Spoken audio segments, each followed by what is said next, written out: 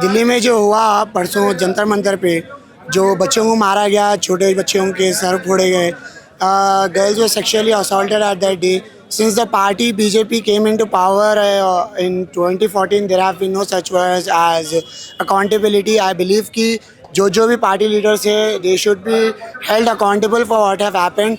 ये सिर्फ एक प्रधानमंत्री की या किसी की वो धर्मेंद्र प्रसाद की गलती नहीं है जो परसों हुआ. It was a mistake of home minister who did this. जो बच्चियां हैं वो लोग ब्रूटली मारे गए, कई लोग मरे उसमें. बच्चों को सेक्सुअली असॉल्ट किया गया, उन लोगों के लोअर बैक्स पे लाठी मारे गए, उन लोगों के चेस्ट पे स्टेप किया गया. तो ये जो हो रहा है दिल्ली में, it is not a death of democracy. I would say it कि it was a murder of democracy. I repeat, it was a murder of democracy committed by BJP party on that day.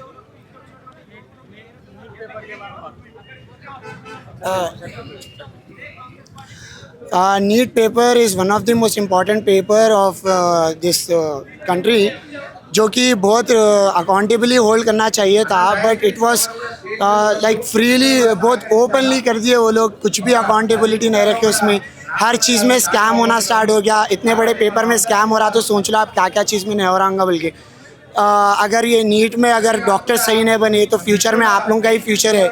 इसलिए step up all the students, all the youth of India, all the youth of Hyderabad, step up, come in to protest और अपने demands रखो कि अब से accountable रहना सब जने बोलकर.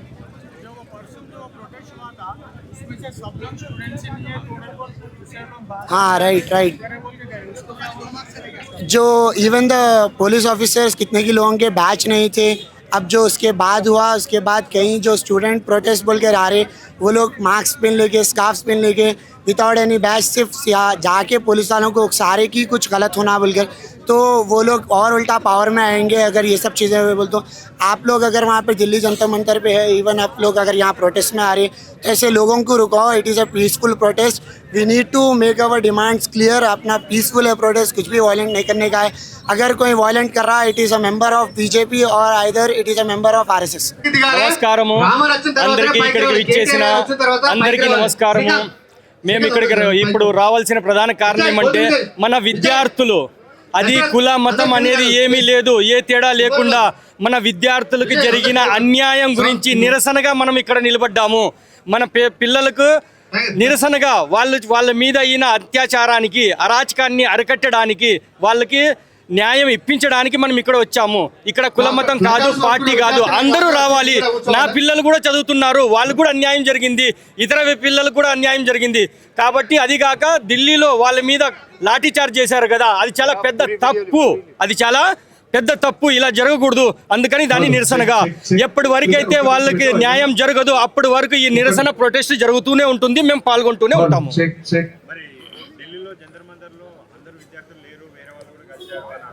వాళ్ళు అంటారు సార్, వాళ్ళకి అది అలవాటు పడింది అన్నాడు. అక్కడ అందరూ ఉన్నారు, అక్కడ మతాలు ఏం లేదు, ముస్లిమ్స్ కూడా ఉన్నారు, హిందూ కూడా ఉన్నారు, సిక్ ఉన్నారు, ఈసాయి ఉన్నారు, అందరూ ఉన్నారు. అక్కడ అందరూ పాల్గొన్నారు. వేరే వాళ్ళు వీళ్ళు అనేది లేదు. విద్యార్థులు కూడా ఉన్నారు, వాళ్ళ తల్లిదండ్రులు కూడా ఉన్నారు, వాళ్ళ బంధువులు కూడా ఉన్నారు, కూడా సోదరులు కూడా ఉన్నారు. తర్వాత అవసరం ఉన్న వాళ్ళు మీదికి వస్తారు. మిగతా వాళ్ళందరూ దయచేసి కింద ఉండాల్సిందిగా ప్రతి ఒక్కరిని పేరు పేరున కోరుకుంటున్నాం. లేదు, ప్రొటెస్ట్ లో విద్యార్థులే ఉండాల్సిన అవసరం లేదు. విద్యార్థులు కూడా ఉన్నారు, విద్యార్థుల తల్లిదండ్రులు ఉన్నారు, వాళ్ళ సోదరులు ఉన్నారు, సోదరి మనులు ఉన్నారు, వాళ్ళ బంధువులు కూడా ఉన్నారు. మాకు కూడా అవకాశం దొరికితే మేము కూడా వెళ్తాం. అక్కడ తప్పకుండా వెళ్ళాల్సిందే.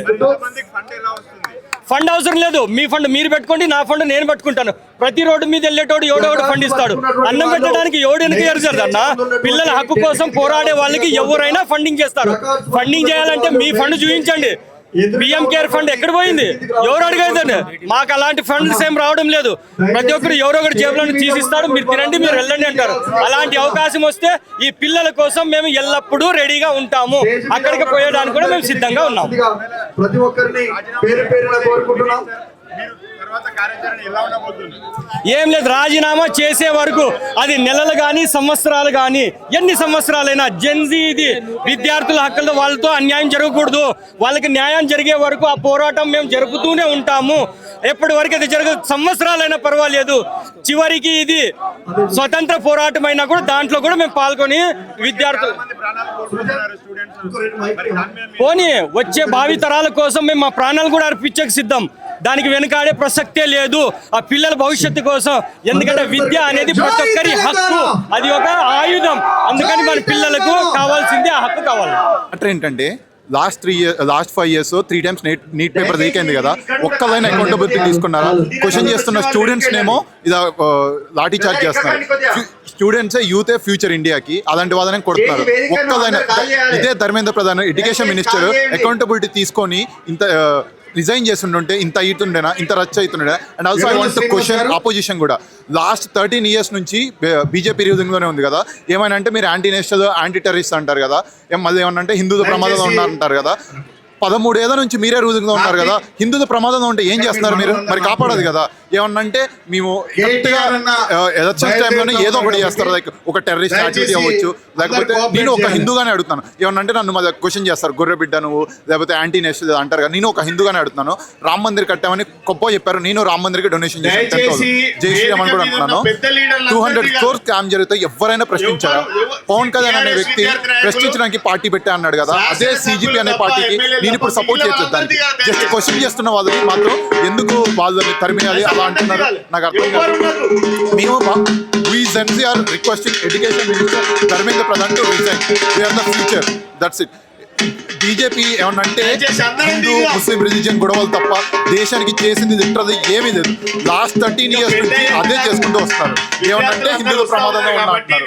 ప్రమాదంలో ఉంది హిందువులు కాదు, మీరు మీరు మీరు ఒకవేళ స్టూడెంట్స్ ఎడ్యుకేట్ అయ్యి అందరూ ఎడ్యుకేట్ అయితే మీకు ఎవరు ఓట్ చేసే వాళ్ళు ఉండరు. కాబట్టి మీరు ఎవరికి లాస్ట్ 13 years 80 schools మూతపడ్డాయి. దానికి ఎవరైనా అకౌంటబిలిటీ తీసుకున్నారా? E20 ఇథనాల్ అసలు 2023 కంటే ముందు కొన్న వెహికల్స్ కి ఏదంతా ఇథనాల్ సపోర్ట్ చేయదు, కానీ దాన్ని అయినా తీసుకొస్తున్నారు. దానికి ఎవరైనా అకౌంటబిలిటీ తీసుకుంటారా? లేదు. ఏమన్నంటే జై శ్రీరామ్ అంటారు. నేను ఒక హిందూగానే చెప్తాను, జై శ్రీరామ్ అంటే జాబ్స్ వస్తాయా? జై శ్రీరామ్ అంటే ఉద్యోగాలు వస్తాయా? మనం కష్టపడాలి, అది ఎవరు గమనించరు. ఏమన్నంటే దేవుడి పేరు చెప్పి మతాలు అంటాం. క్వశ్చన్ చేస్తే యాంటీ హిందూ, యాంటీ ఇష్టం. ధర్మేంద్ర ప్రధాన్ అనే వ్యక్తి రిజైన్ చేయకపోతే మా స్టూడెంట్స్ ఇలానే ప్రొటెస్ట్ చేస్తాం. తెలంగాణలో ఒక ఉద్యమం కొత్త కాదు, పోరాటాల గడ్డ మా తెలంగాణ. ఇక్కడ మేము ఎలా చేస్తున్నాం, మాకు డిజీజ్ స్టూడెంట్స్ అక్కడ వాళ్ళు మాకు ఇన్స్పిరేషన్. ధర్మేంద్ర ప్రధాన్ రిజైన్ చేయాలి. ఈ రోజు నాకు ఒక న్యూస్ వచ్చింది, ఈ రోజు మార్నింగ్ సోనం వాంగ్చుక్ తన ఫాస్టింగ్ ఎక్స్పైర్ చేశాడు కదా. సోనం వాంగ్చుక్ ని anti national, anti agent, China agent, Pakistan agent అన్నారు కదా. అదే ఏజెంట్ కి మరి మోడీ ఎందుకు ఈరోజు ట్వీట్ పెట్టాడు? మోడీ ఎందుకు ట్వీట్ పెట్టి హంగర్ స్ట్రైక్ అంటే బీజేపీ వాళ్ళు సపోర్ట్ చేస్తేనే తన anti national, anti anti Pakistan support చేస్తే మాత్రం తను కాదు. స్టూడెంట్స్ అందరూ దేవుడి మతంలో ఉండి బయటికి రావాలి, మేల్కోండి. ఎందుకంటే మన భవిష్యత్తుకి we're fighting for students and education. We need to fight.